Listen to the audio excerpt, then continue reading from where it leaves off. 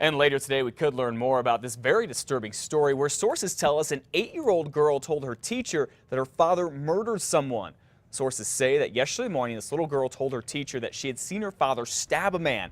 That forced sheriff's deputies to go investigate. Sources tell us the little girl later told detectives that she witnessed her father murder the man in the kitchen last month.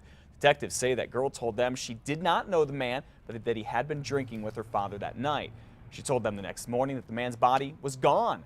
Now, we have been asked not to say where this girl lives or goes to school until investigators learn more. We can tell you detectives are trying to get a search warrant so they can run tests to see if there's still traces of blood in the kitchen in that girl's home. Well, the man who forced his way into an elderly woman's home here in Albuquerque and tried to smother her last year should find out how long he'll spend in prison in just a few hours from now.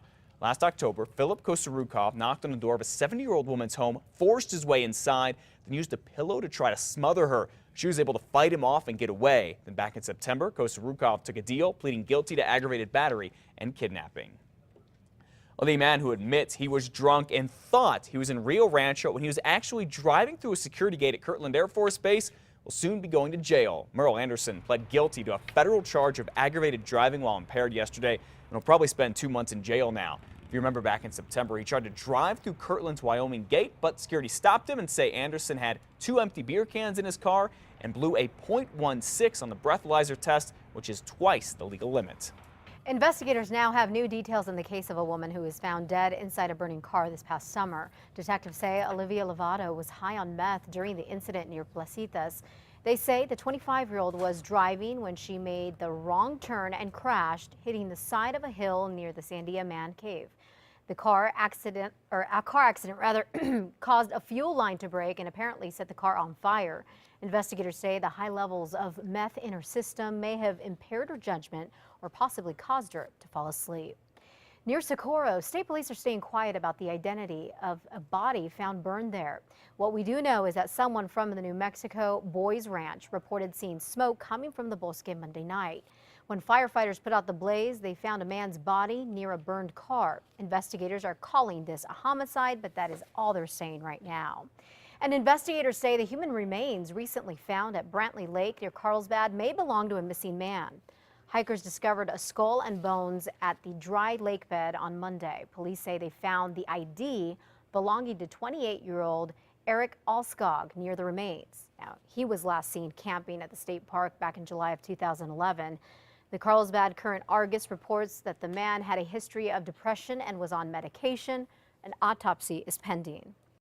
Well, folks in Torrance County can breathe a little bit easier today because sheriff's deputies there say they have finally caught the person who has dog-napped more than 60 pets. You won't believe who she is. Deborah Swenerton, the same woman who says she's an animal rights activist.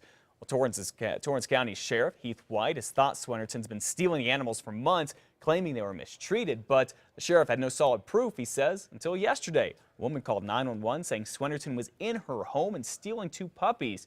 What happened next is downright shocking. The victim followed while talking to us on 911, and that's when she saw the window come down, driver's side window come down, and the dogs come out one at a time and hit the ground. Well, thankfully, those puppies are okay. Swenerton now faces burglary and animal cruelty charges. The sheriff thinks that she either adopted out the animals or took them to a no-kill shelter in Colorado. The controversial coyote hunt, sponsored by a gun shop in Los Lunas, is this weekend, and if you're a part of it, a big heads up for you. Do not go on state trust land. Land Commissioner Ray Powell says anyone caught killing coyotes on state trust land will be trespassing, and that's illegal. Gunhawk Firearms has had a lot of backlash, including this protest, but it's also had a lot of support since it set up this hunt.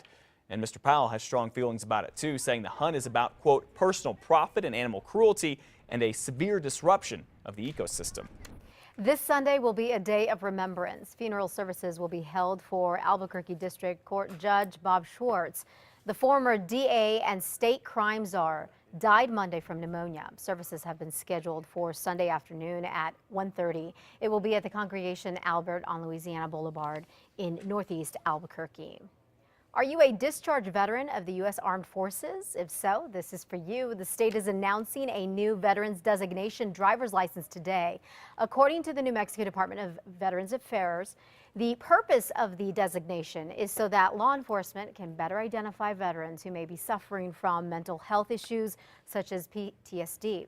The new licenses will also make it easier for veterans to take advantage of discounts.